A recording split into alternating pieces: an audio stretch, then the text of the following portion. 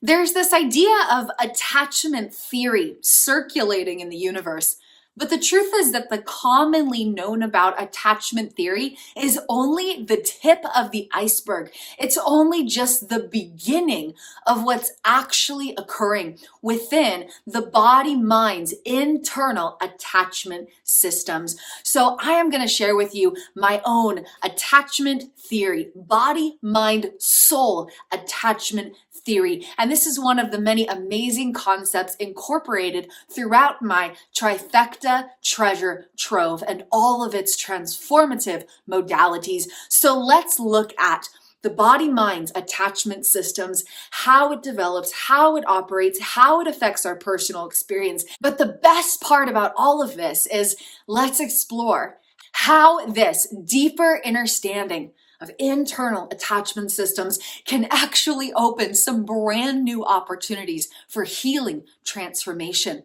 where the healing and the transformation that we get to create from within our own beings is less work, more fun, and creates deeper transformational results, and can be done through the power of our own internal energy, where everything we need to heal and transform and grow and expand and all of this, all that power is fully within our own being already.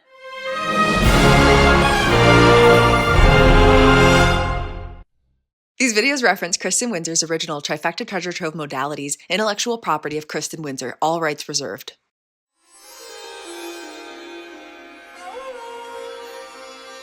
Once upon a time, there was a little infant, a little baby that was born into the world, and the parents or caregivers of that young baby developed a relationship with each other, and they developed an attachment bond with each other, where that baby or infant looked up into the eyes of their parent or caregiver, and they became attached to the source of love that could fulfill its internal needs.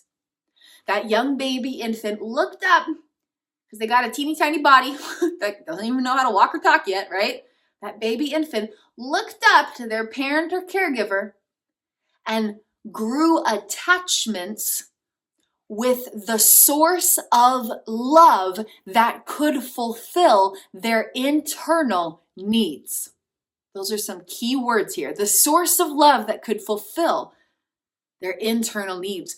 That parent or caregiver grows attachments with that infant, that child, that young toddler, through all their different stages, starting with infancy, of course, but then growing up, the parent or caregiver, they develop an attachment bond.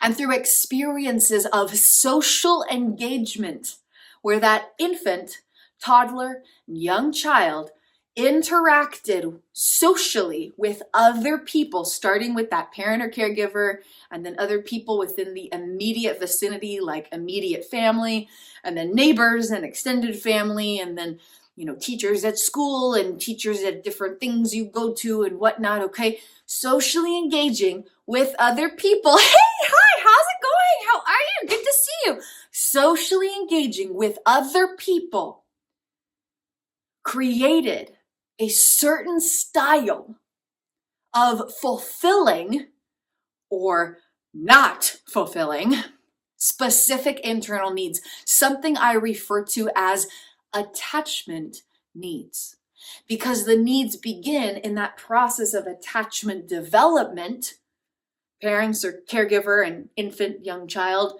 growing this attachment bond with each other, okay? These attachment needs begin with that attachment development that is the initiation of neurodevelopment. Attachment development is like the Kickstarter for neurodevelopment. Okay, there's this relational attachment bond. Now the brain can start developing, basically.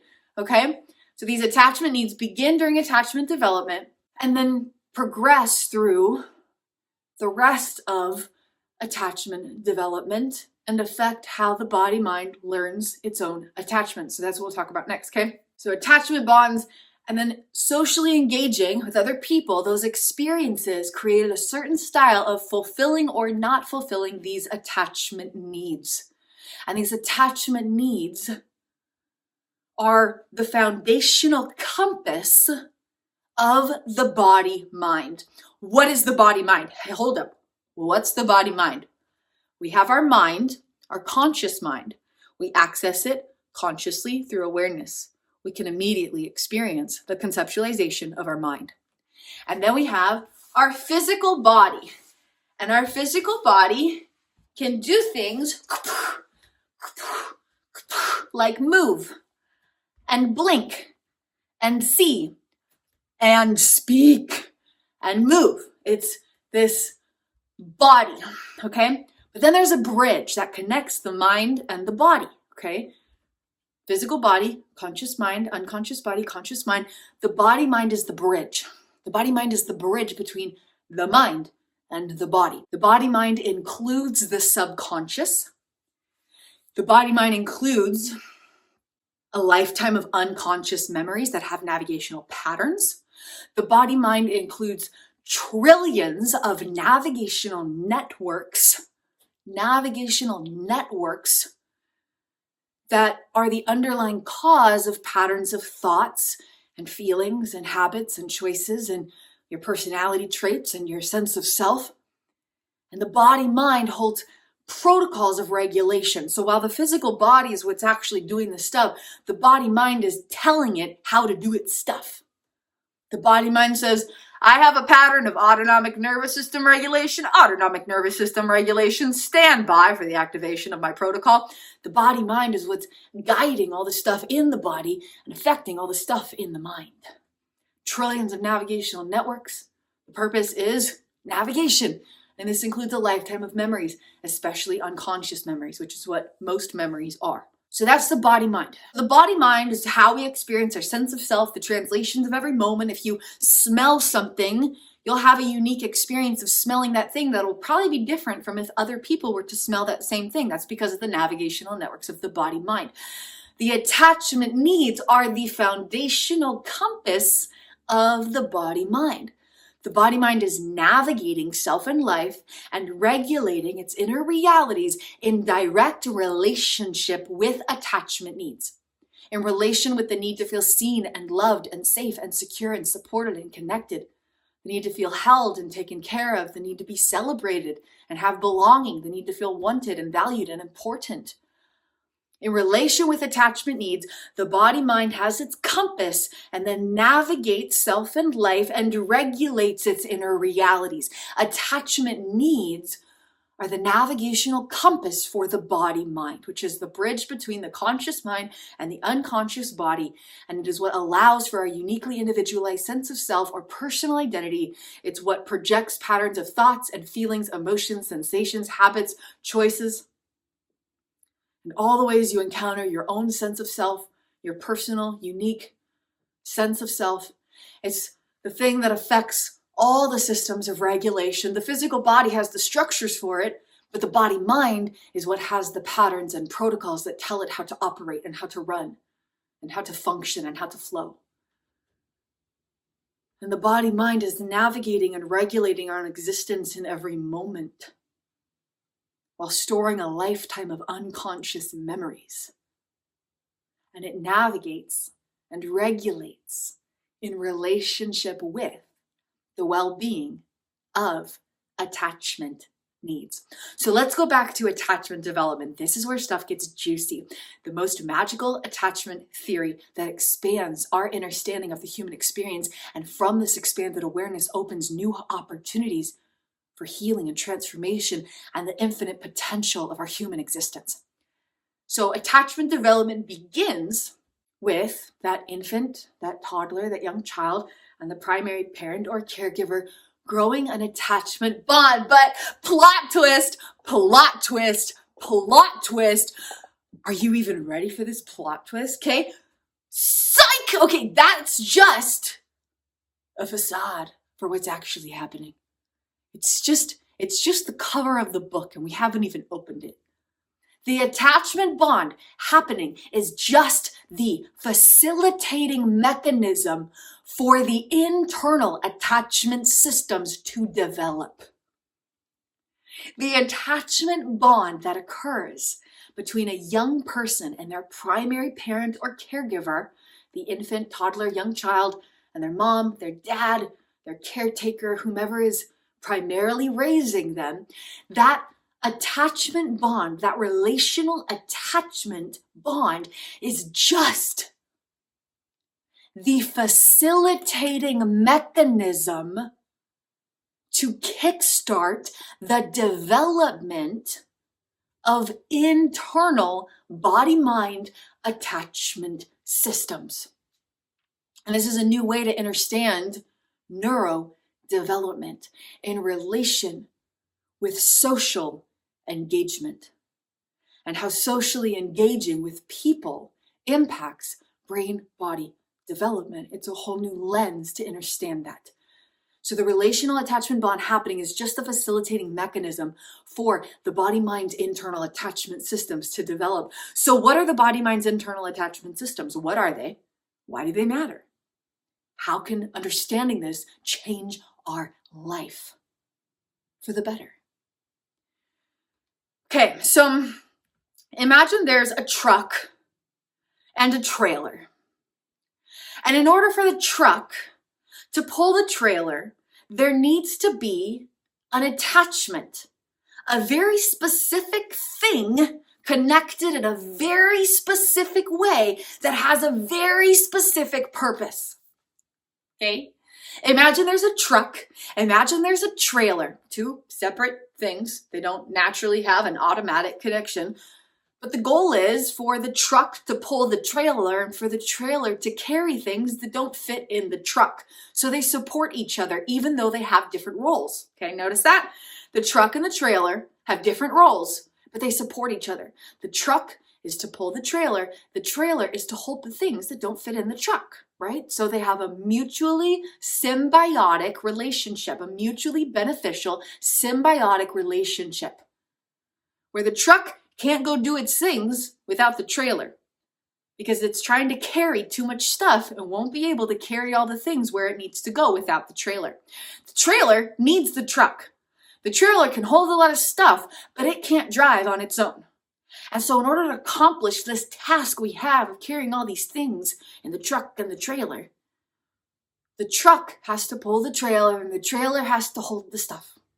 And they have to be connected with a specific connective thing, connected in a specific way to fulfill a specific purpose. Three things: a certain tool that connects them, attached in a specific way, connected in a specific way. You have the tool that's meant to connect them, but you got to actually install that in the right way to fulfill a specific purpose, a specific tool used in a specific way to fulfill a specific purpose. Trailer and the truck and the trailer have to have a certain style of attachment in order to fulfill their purpose. It's the same thing with the structures of the brain and the body. It's the same thing with the structures of the brain and the body. The two brain hemispheres, they have totally different jobs, okay?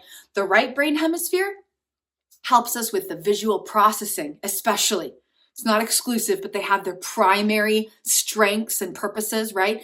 So the right brain hemisphere is like visual sensation, tactile sensation, auditory sounds, melody and music and nonverbal cues and eye contact and body language and the feeling of experience. And the left brain says, I can organize, I can structure, I understand linear order. I'm all about language and linguistics, and I can put words to things, and I can speak and convey in a certain way in written or spoken form, okay? And when you combine them, then you get something like what I'm doing, where I have eye contact and facial expressions and body movement, but I'm also speaking words in a particular order with a particular message for a particular purpose. So the right and left brains have totally different jobs, totally different personalities, if you will. Just like the truck and the trailer have different jobs in this analogy. In this analogy, they've got different purposes, They complement each other. And so the brain hemispheres have totally different purposes, but when they are connected, when they are attached with each other, then they can fulfill their individuated purposes with greater vigor and valor and vitality and precision and accuracy and accommodation for the miracles of the human experience. Similarly, there's the front and middle and back parts of the brain, to overly simplify neuroscience. And you can also look at this through the Triune Brain, which goes a little more specific into the regions that are involved for their particular roles. But for the simplicity's sake, we'll just explore the front, middle, and back parts of the brain, okay?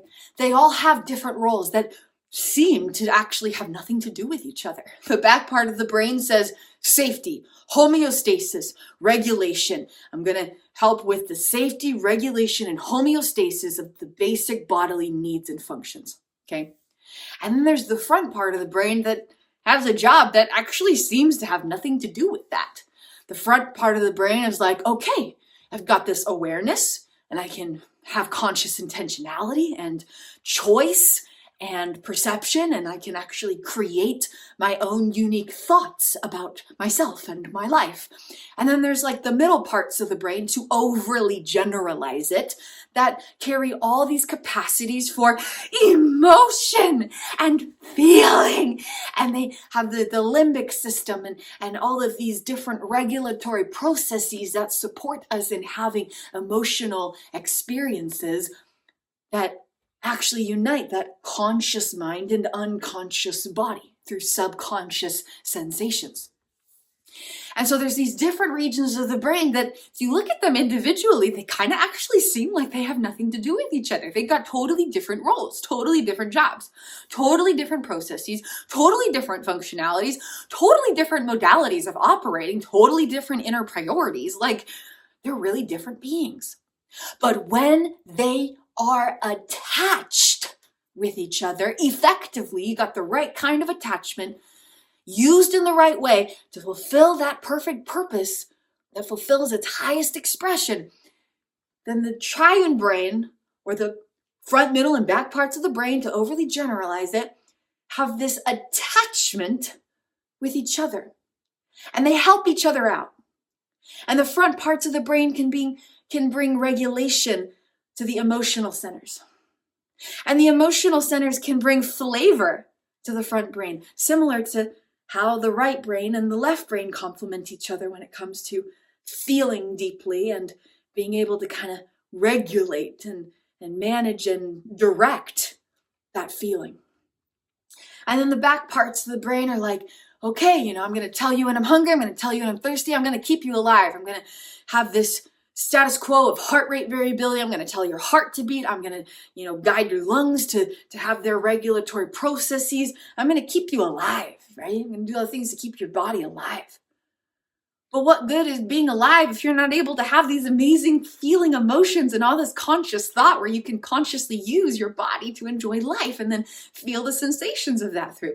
But you also can't have all this conscious functionality and this mindful awareness and fluid thought and intentional choice if you don't have a body that's alive to support that. And so the triune brain and or the front, middle, back parts of the brain, to go a little more general, have this certain style of internal attachments with each other, where they each have their own individuated roles, and the manner in which they connect allow them to fulfill their specific roles and priority to their maximum potential and purpose. So all of this begins with that initiatory process of the attachment bond between the infant, toddler, young child and their primary parents or caregivers, and then through other experiences, especially social engagement, in relation with specific attachment needs, where these experiences in relation with those needs teach and train the body mind how to navigate and regulate its own existence from the inside out. And so left, right brains, and then triune brain, front, middle, back parts of the brain, and then the mind-body connection. Again, remember the body-mind bridges that conscious mind and the unconscious body?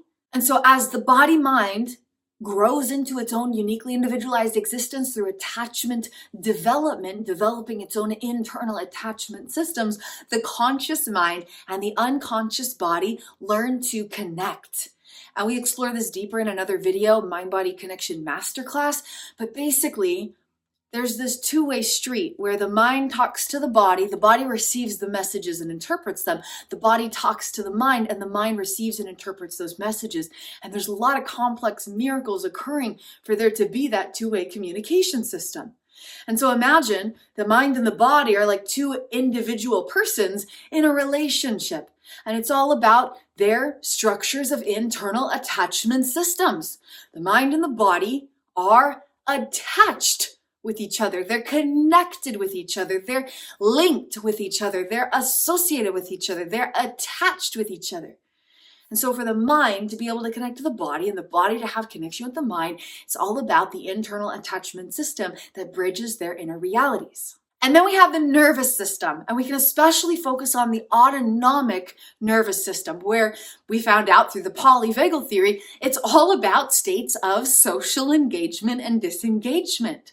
Social engagement roles and social disengagement roles are how the autonomic nervous system functions. And so when there's that lower energy state of regulation, that's when you might be cuddling with a romantic partner or eating your yummy snacks and feeling relaxed and calm and cuddly. And then there's that middle ground of regulated homeostasis that is the state of being socially engaged, where you can be relaxed and at ease, but also actively engaging in a conversation. And then there's the high energy state of regulation, where you might feel competitive, and that's where you get into sports, and there's still safety and boundaries and rules and fun and respect, but you're in kind of this high energy, physically active, almost competitive state. And all of that comes to the autonomic nervous system and its regulatory states in relation with social engagement. And then there's stress responses or social disengagement roles. And then there's the attached stress response. If you're hyper attached to something, then the nervous system basically starts to dysregulate. So the body mind hooks on to something and says, I'm super attached to this blanket, this stuffed animal, this person, this place, this thing, this TV I'm watching, because as soon as I engage in that, then I can come back down to feeling regulated. Okay, attach is like the first stress response preceding the full-blown stress responses. And then there's the flight, fight, freeze, fold, and even blackout stress responses. Those are states of being socially disengaged, where you can't socially engage. And that's where social regulation comes in, and you can co-regulate with another person. And if there's a safe person, a safe person you feel safe around, someone who's like a home base for, I need to get regulated, I need to be around you so I can feel regulated, right? Then the nervous system returns to being socially engaged and comes to a place of being more regulated. The autonomic nervous system has regulatory states literally in relation with states of social engagement or disengagement. And the PolyVagal theory does a great job of kind of diving into some of this stuff. And I actually dive even deeper into it through the work I've done in my implicit revelations case study and the modalities I've developed, which began with polyvagal theory, but then dove deeper and went beyond what's commonly known. So then we have the nervous system. And within the autonomic nervous system, there's different energy states, and they have a specific style of attaching with each other. And this is what allows for fluid energy flows, where you can go from, okay, I'm all relaxed and cuddly, and I'm having a really slow, relaxed brunch. And then 20 minutes later, because there are fluid internal attachment systems, fluid connective structures between each energetic state of the nervous system, then you can energetically direct your nervous system and say, I'm gonna go do a workout. I mean, maybe not right after you eat, but for an example, okay, I'm gonna go exercise. I'm gonna go race this person at this sport. Or you go into a state of being focused at work. And that's, again, a different nervous system state than when you're at a picnic brunch eating food and then you're focused on a project. It's a different state of brain-body activity. And so you can fluidly shift through these different nervous system states when there are a strong foundation of internal attachment systems. There's these different energy states in the autonomic nervous system, the ability for them to connect and support each other. So if you start getting dysregulated, then the energy just flows to that regulated state. And if you're in that low energy state, but you need more energy, then it just flows to that higher energy state. And if you're in that higher competitive, high energy regulated state, but you need to just calm your heart rate and go have a snack, you can come down to the low one. And there's this fluid energy flow that's very flexible and very adaptable and very fluid and very harmonious and very connected and in a deep sense of collaborative relationship throughout its structures. Because of, through the concepts and ideas that I'm sharing anyway, the idea of there being attachments between each energy state of the autonomic nervous system. And then the autonomic nervous system has a connective relationship or an attachment with the other nervous systems. So then the autonomic nervous system can inform the other nervous systems, where the brain connects with the body and the limbs connect with the structures in the middle and all the different stuff in between and beyond. They have a connective relationship with each other, or a certain style of internal attachments with each other. And then we get deeper. Those were more about regulation. Now we shift into understanding navigation, and then we'll bring it back to the concept of attachment theory, attachment development, how this opens new doors for healing potentials. And of course, understanding our human experiences, right? Okay. So the next one is memories. Okay. When we think of memories, we typically think of our conscious memories, our explicit autobiographical and declarative memories, memories that can be intentionally retrieved and consciously verbalized. But most of our memories exist and operate unconsciously, with a neurobiological purpose to navigate our existence from the inside out.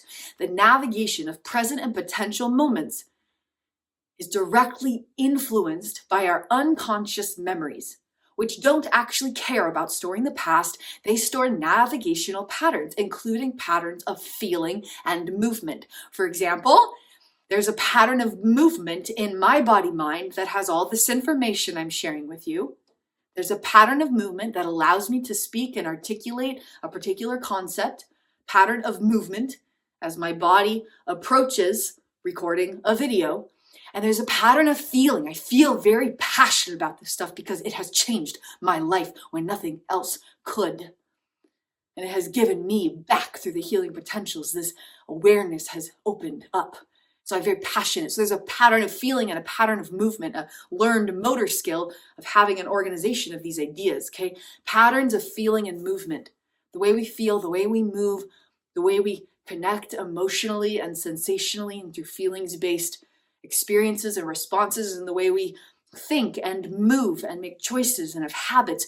Those are all originating from and impacted by the unconscious memories of the body, emotional memories, procedural memories, learned motor skills, unconscious memories, body memories.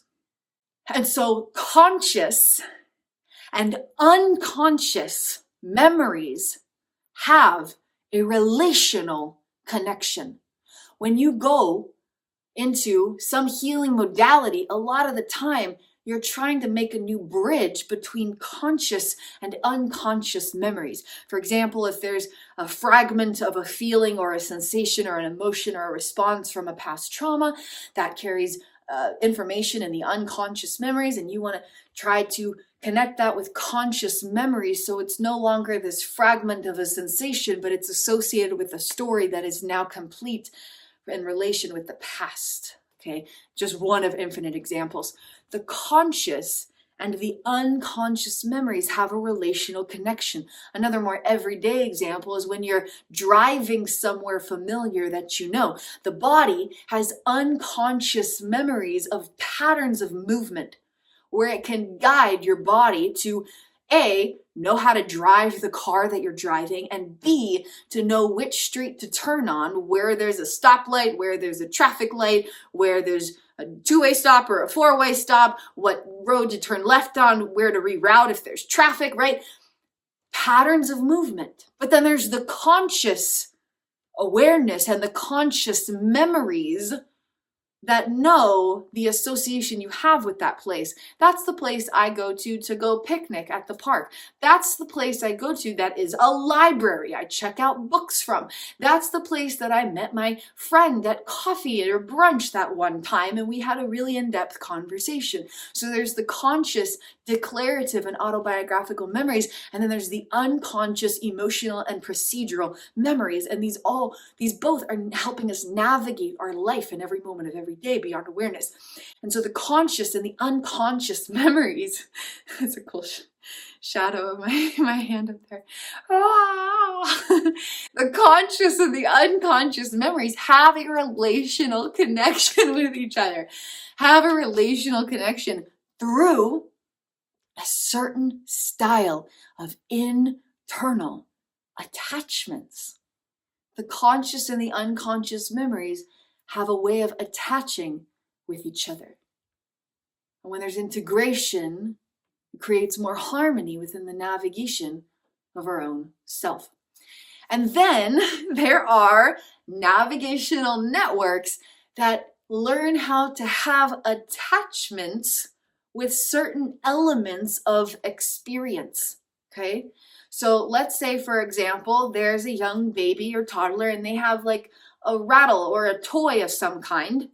And whenever they have that toy in their hand, they feel very safe and they feel very loved and they feel very supported and they feel just, there's just such allowance to be me, and all their attachment needs are met when they're playing with that toy, okay? So then the navigational networks in the body mind, navigational networks grow energy patterns of being attached with that toy. And the moment that that toy is nowhere to be found, the navigational networks of the body mind are like, Mayday, mayday, mayday, mayday, mayday, mayday, need to find the toy, mayday. I'm navigating my existence from the inside out in relation with these attachment needs, and I have a navigational attachment with that toy. And because of that, it's going to affect the navigations. And then that baby is going to cry and throw a freaking hissy fit until it gets that toy. Because the navigational networks has developed an energetic attachment with that object. And then it goes on further. And this is where we can get certain styles of attachments, as it's commonly discussed. But quite frankly, the present day attachment theory that's commonly known about doesn't even touch the tip of the iceberg of what's really going on in the internal attachment systems. But the body mind can grow certain styles of attachment with other people. When I'm around this person, I feel seen and loved and safe and secure and supported and connected. So I'm attached with them. And then there can be some unhealthy attachments, or maybe the body mind that holds the attachment so that person is a little too dependent on them. Or let's say it's an unhealthy relationship where the person that the body mind has attachments with is actually abusive. But then they stay because the body mind's navigational networks have this energetic attachment because it knows that that feels like a source of fulfillment for the love that it's craving to experience. Remember at the beginning, the infant, toddler, young child grows an attachment bond with the parent or caregiver because it is the only source of love that it knows. It is the only source of love that it knows. And so it grows attachments with the source of love that it believes can fulfill its internal needs. And so the body mind learns to navigate all of life like that. And it will approach what can fulfill its needs. It will avoid what won't fulfill its needs. And it will grow certain styles of attachment or association or detachment or disassociation in relation with those needs. And if the body mind's needs are severely unmet, then it can even become disassociated or detached from its own existence. So navigational networks grow attachments with experiential elements or elements of life experiences, certain people, places, things, sounds, sensations, objects, locations, styles of personal experience. I have an obsession and an unhealthy addiction to laser tag, as a silly example. I'm addicted to laser tag because, let's say in this silly example, the body mind has grown an energetic attachment to the sensational experience of playing laser tag because that's where it feels the fulfillment of its attachment needs. Anything that can be experienced with the physical senses, a sensation, a certain style of experience, a person, place, thing, object. Navigational networks grow attachments with these sources of experience that can fulfill its inner needs or support it in surviving the fact that those needs are left unmet. And then we have self-associations, okay? So there's all these different things in the navigation and regulation, okay, that are all being affected by these internal attachment systems. And then there is the manner in which the personal identity formulates. And it's kind of a combination of everything we talked about so far and other things that develop. Based on specific attachment needs, the body-mind learn ways, patterns of navigating how to associate with its own self, how to associate with the sound of its voice, how to associate with the sight of its face and the feeling of being in the body and the sight of the physical body, how to associate with the sense of self or uniquely individualized personal identity. And so based on experiences in relation with these attachment needs and how all these other internal structures develop through these internal attachment systems, there are self-associations. And then based on all of that, then there are aspects of self who learn how to have relational attachments with each other. And this is where we can explore consciousness, or the essence of self, the substance of the soul, energies of consciousness existing and operating independently of brain-body structures. We know that consciousness does not originate in the brain. It exists independently of that and therefore exists beyond it and is expressing itself through the human form without being defined by it. But the energies of consciousness, the essence of self, are flowing through the brain-body structures. And so then there are certain aspects of all these aspects of self associating, attaching with each other in a particular way. All these aspects of self, but they're attaching in a specific way. Aspects of self have a certain relational connection with each other. And so we have left-right brain hemispheres, the front, mid, and back parts of the brain, the mind and the body, the nervous system, conscious and unconscious memories, navigational networks that bridge inner and outer realities, self-associations, and aspects of self, okay? And all of this comes down to internal attachment systems. So let's go back to the beginning. Infant, toddler, child, parent, caregiver. An attachment bond forms. The young person looks up and says, they are the only source of love I've ever known. And they are the source of love that will fulfill my needs. And then based on how experiences, especially socially engaging with people, beginning with those primary caregivers and then extending to other persons, the body-mind, through those experiences, has all these different attachment needs and learns how to navigate and regulate its own existence through those experiences in relation with those needs. But that attachment bond between that infant, toddler, child and their primary caregivers, and then the different sort of attachments that develop with other people, you know, grandma, grandpa, aunt, uncle, cousin, neighbor, teacher, best friend, different relational attachments, relational connections with other people, different experiences in relation with attachment needs, all of that is just the initiatory process, the quantum catalyzer to initiate the development of the internal attachment systems in the brain, the body, and the body-mind throughout aspects of self. And so body, mind, soul attachment systems are how there's all these attachment needs, and through the attachment bond with primary caregivers, relational experiences, social engagement experiences in relation with the attachment needs, kickstarted the process of internal attachment development, how the brain hemispheres attach, how the front, middle, and back brains attach, how conscious and unconscious memories attach, how the nervous system attaches, how navigational networks have attachments with different experiential elements, how the mind and the body have attachments with each other, how there are self-associations, attachments throughout the sense of self or uniquely individualized personal identity, and then aspects of self have attachments with each other, a certain style of relational bond. A certain style of relational bond within the self, body, mind, soul, how the soul is attached with its own essence in the body mind,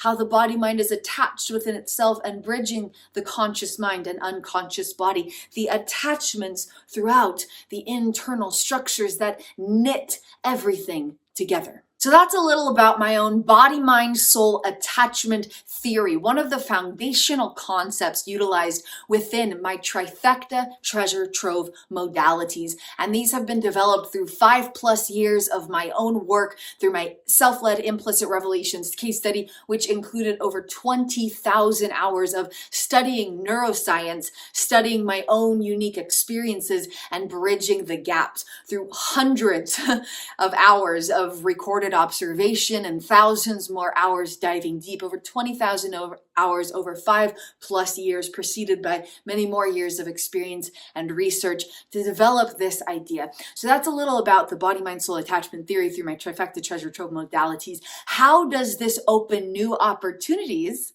and potentials for healing and transformation?